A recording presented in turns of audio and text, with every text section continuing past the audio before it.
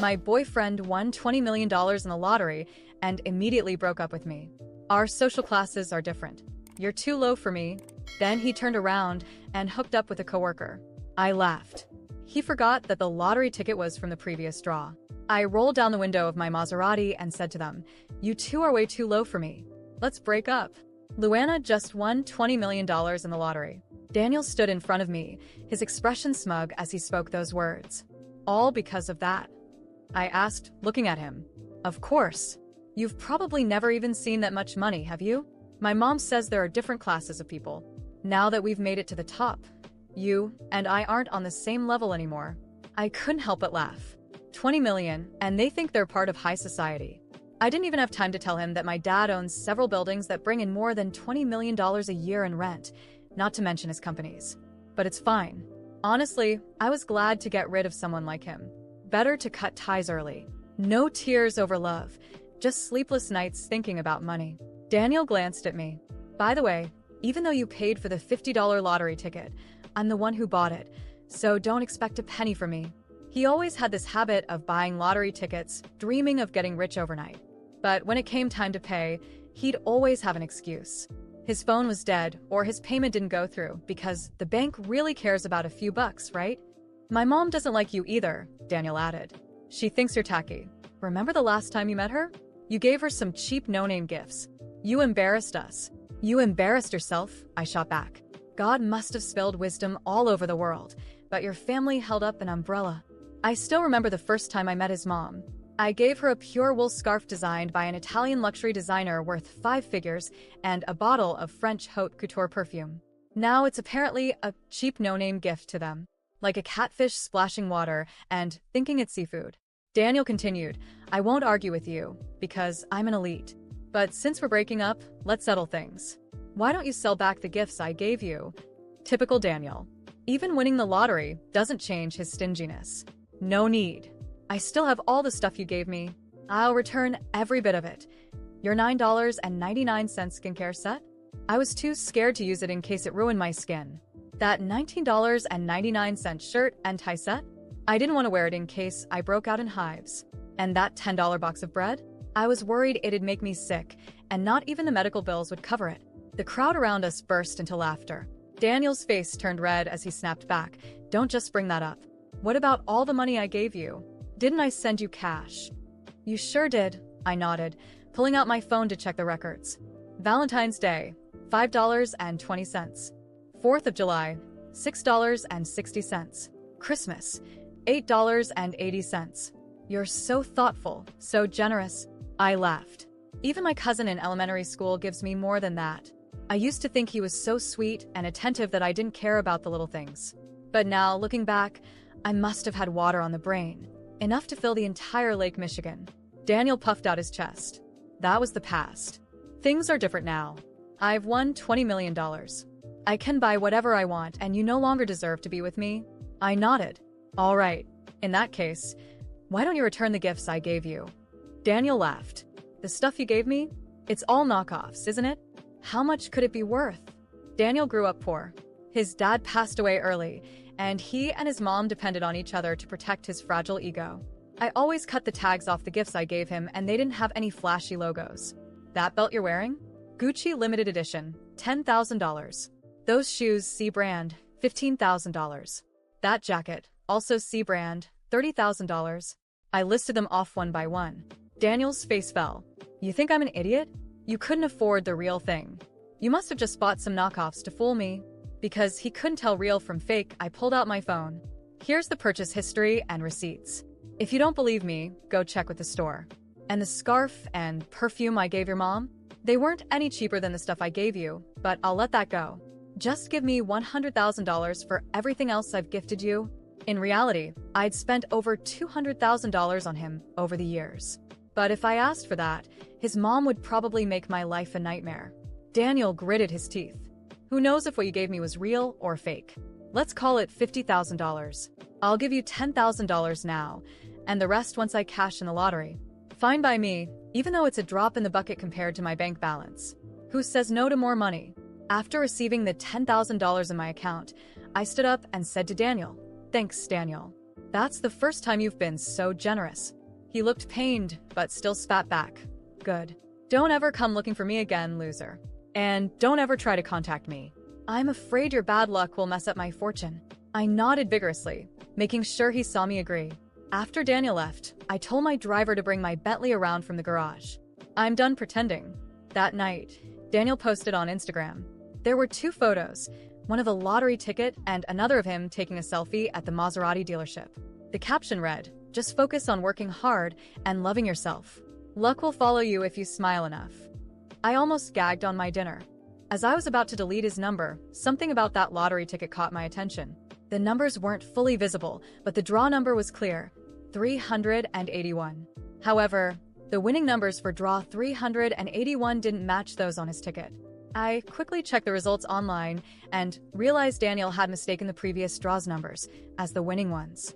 He must have watched a replay or checked the wrong draw, thinking he'd won $20 million. This was about to get interesting.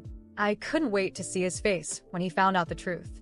While taking a break at work, I overheard Bianca, the office gold digger, bragging to a coworker. "My boyfriend just moved into Ridgewood Heights." I froze. What a coincidence. My dad had bought me a place there too, though I rarely stayed. Since Daniel worked nearby, I had given him a key to use the place when he worked late. I told him it was rented. He moved in without a second thought, never questioning how the rent probably cost more than his monthly salary. I was already thinking about taking the keys back when Bianca added, "He calls me his lucky girl. Ever since we got together, he won $20 million. Everyone around her gasped in envy. "Wait, Ridgewood Heights? $20 million? Hesitantly, I asked, "Does your boyfriend happen to be named Daniel?" Bianca shot me a wary look. "You know him? Don't even think about stealing him just because he's rich. He's way out of your league." Of course, it was him. Daniel had been seeing Bianca while we were still together.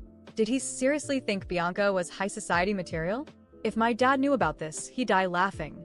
Bianca always flaunted fake designer bags, switching them up every day. To someone like Daniel, who couldn't even tell real from fake, she must have looked like a wealthy princess. A perfect match, really. 2 gold diggers finding each other. Best wishes. Please stay together forever. That evening, Bianca posted on Instagram a photo of her and Daniel with the caption, "No more waiting. The one I've been waiting for is here." 5 minutes later, Daniel posted their picture too, with the cringeworthy caption, "Us." Later, the manager of my favorite luxury store texted me, letting me know they'd just received new stock and invited me to check it out. Since I had nothing better to do, I decided to swing by. As soon as I walked in, there they were, Daniel and Bianca. The only sales associate in the store glanced at me and completely ignored me, continuing to serve them with a big smile. Bianca was decked out in a logo-plastered outfit, though it was last season's collection. Meanwhile, I was wearing a simple t-shirt and carrying a canvas bag. No wonder the saleswoman thought I wasn't worth her time. Bianca noticed me too. "What kind of people are they letting into this store?" she sneered. Daniel added, "What are you doing here, Luana? You can't afford anything in this store." I smiled. "Oh, did your family open this store?" I didn't realize I needed permission to look around. The saleswoman, clearly siding with them, said, "I'm sorry, miss, but the lowest priced item in our store is $30,000. If you can't afford it, you really shouldn't waste your time." I couldn't help but laugh. Inside, she had no idea who she was backing.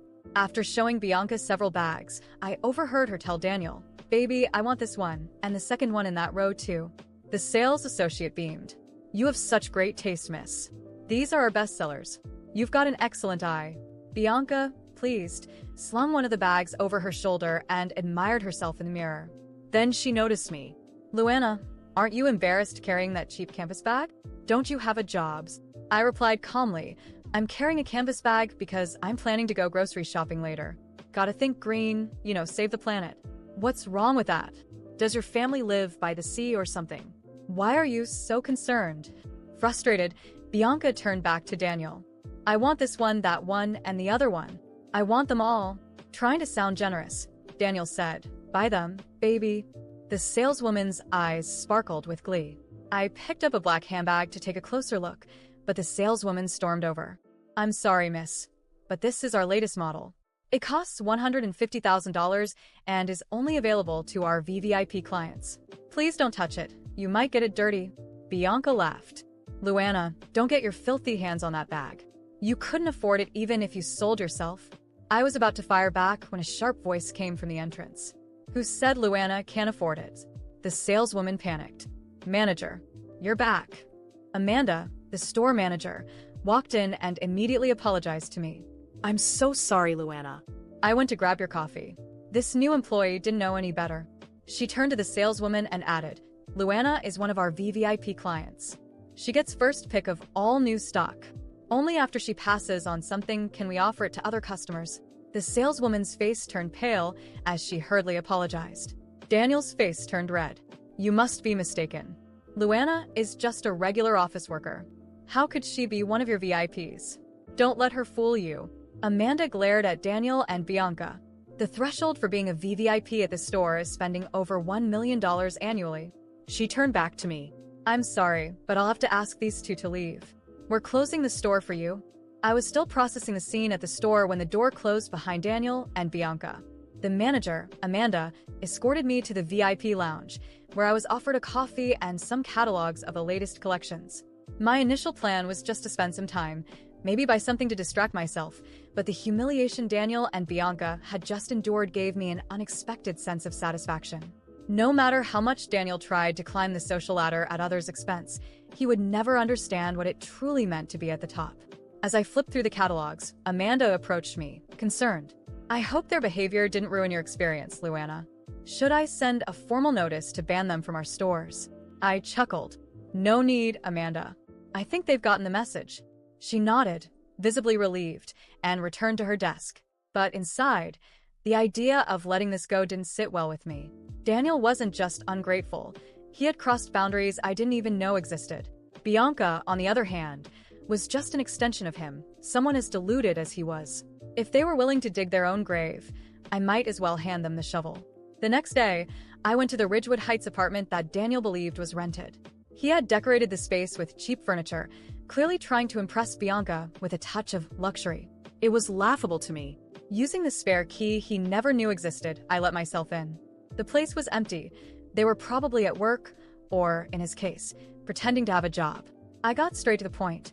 I changed all the locks and left a formal notice in the lobby stating that the rental agreement had been terminated. While finishing the last adjustments, the building's maintenance guy approached me. Oh, so you're the owner? Mr. Daniel requested some changes to the apartment. He said it was a gift for his girlfriend. I smirked internally.